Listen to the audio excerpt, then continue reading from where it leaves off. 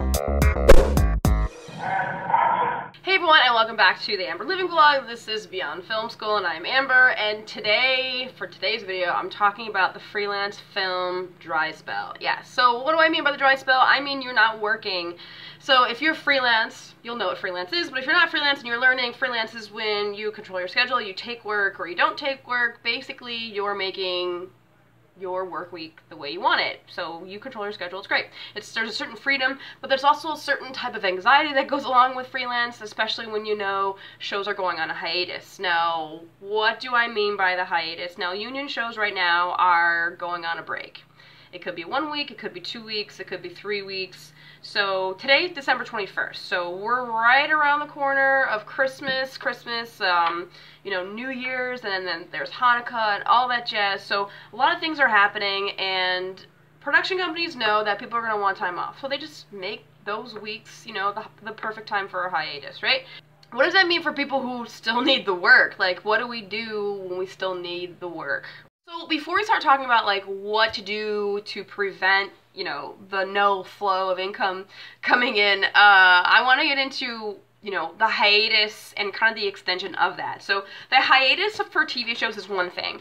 That's when production companies are taking a break from shooting the TV shows, right? That's that 1 to 3 week period. But what I also say is that the weather is a giant factor in how many things are being shot in New York City. So as you know, if you don't know, I mean, you know, northeastern weather, right now it's I think today's the first day of winter. Today's the winter solstice. It starts getting really, really cold in January, February, and what that means is that less people are interested in shooting a feature film or their short films or whatever project it is in those months. So that means that January and February, along with the hiatus for the holidays, is kind of this like 2.5 months of I don't know what's going on, and I may not have work for those 2.5 months. It's very, very hard to get work, I will say that, and what you can do is you have to put yourself out there.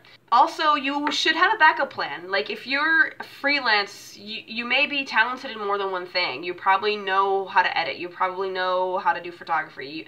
I mean, right now, for the people that I know and the people that are kind of in my class of, like, work, that people who are my age are, you know, they can edit, they can shoot, they could, they're multifaceted in a lot of different areas. So they're not only just doing one thing, which makes it good for them because they can do other work during these dry spells. And sometimes I know that people who are, you know, they are freelancing, they are additionals and day players, they are doing other things. They're also pursuing their own projects, and they're, you know, producing their web series and stuff like that. So they have other things. So take this time to pursue your own projects is one option. Maybe you have more time to write. Maybe you have more time to kind of do that casting that you want to do. Maybe you have more time to work on your acting reel, or maybe you want to do more photography. Whatever it is, now is the time to kind of pursue, you know, the stuff you really haven't gotten to because you've been working so much during the summer and fall months, right? So I think option number 2 is that you need to kind of start your work hustle. And what do I mean by that? You need to start applying to things. You need to start putting your resume out there. You need to start going on local Zero Heroes, going on NYC Filmmakers, the Facebook groups. Start putting yourself out there. And I don't mean spam the pages, because some people spam the pages and I'm like, stop this. You can't spam the pages because no one's gonna like you. People will recognize your name and be like, no, fuck this, I'm not working with this person. You don't want to spam. What I'm saying is find those jobs on there. Start, you know, reaching out to those people that are looking for certain things, that are setting up work, you know, because sometimes what happens to me is like during the summer and the fall months, I don't need to look for work. People are looking for me, so the work comes to me. During this month, during, you know, December, January, and February, I need to start looking for work. So that's what I mean by the work hustle. So this means contacting your key PAs, saying that you are available, because sometimes, you know, people have lives and they're not thinking about every single person they know. So you're just kind of like putting a friendly reminder out there, like, hey, just so you know, I am available. And if they're a key PA and they're day playing or whatever is going on, they know that it's good to know whether you're available or not, because they may need people right away. You never know. I've done that a few times and I've gotten a lot of work from that, just because I said, hey, just so you know, I'm available such and such days, blah, blah, blah.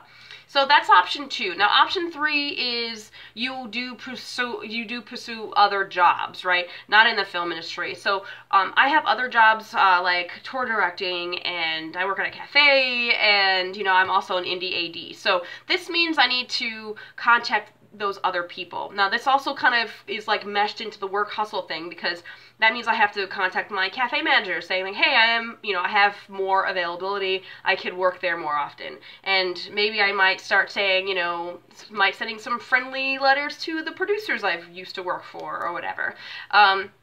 So I guess it all is like a work hustle, but find other options. Some people have utilized Uber, Lyft.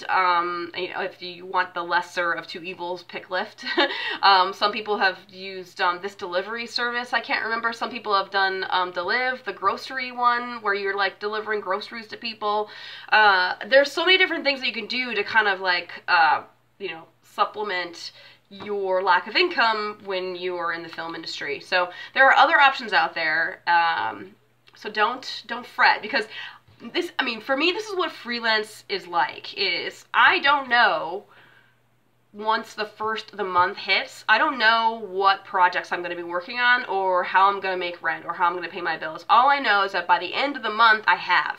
Somehow it always works out, and I just leave it at that, because somehow it just always works out. I've never really, ever since I started working in the film industry, or in this area, really being kind of controlling my schedule and doing freelance stuff, I've never been in a bind where I'm like, oh crap, I can't pay my rent, you know? I hope this was useful. I just want to put it out there that, you know, it can be tough, but there are options out there, and just, you know, people who are starting to be in the business, this is what it's like. So I have one more piece of advice before I end this video, and that is to save as much money as you can when you are getting consistent work. Now, it's always good to have a surplus or a savings or something, and I know probably everyone has been like seeing this everywhere, like, oh, saving money, blah, blah, blah. But if you are freelance, that is something smart to do, because you know that in January and February, this is, you know, those are the months that you're not going to get as much work. It's always good to have like a little, you know, just a little cushion,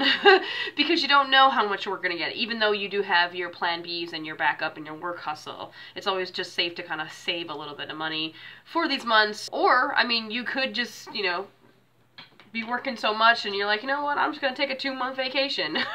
And some people can do that. So if that's what you want to do, I guess that would be option 4, right? Option 1 was, I don't remember, 2 was the work hustle, 3 was the mesh of the work hustle. So option 4 would be like, go on a real vacation and just live it up for those 2 months. So yeah, you could save to, you know, do a vacation, or just save to just make sure you're paying your bills. So that would be it for this video. I hope it has gave you a little bit of insight of what it is like to be freelance or working in the film industry. This is why I make these videos. Thank you for watching, and if you have any questions, comments, concerns, anything, I love when I get comments and questions, and anything you would like me to cover, please feel free to comment below. Woo! And that is it for the Amber Living vlog and Beyond Film School. Thanks. I'll see you guys probably next year, because this will be the last video, guys, so that is it. Happy New Year. I hope everyone has a good holiday, Hanukkah, Christmas, whatever you're celebrating, or maybe you're not celebrating anything. I just hope you have a good, maybe, yeah, happy solstice, too. Happy winter solstice. So, that is it for me, and I shall see you guys next week. Or next time. I don't know when I make these videos. I don't know.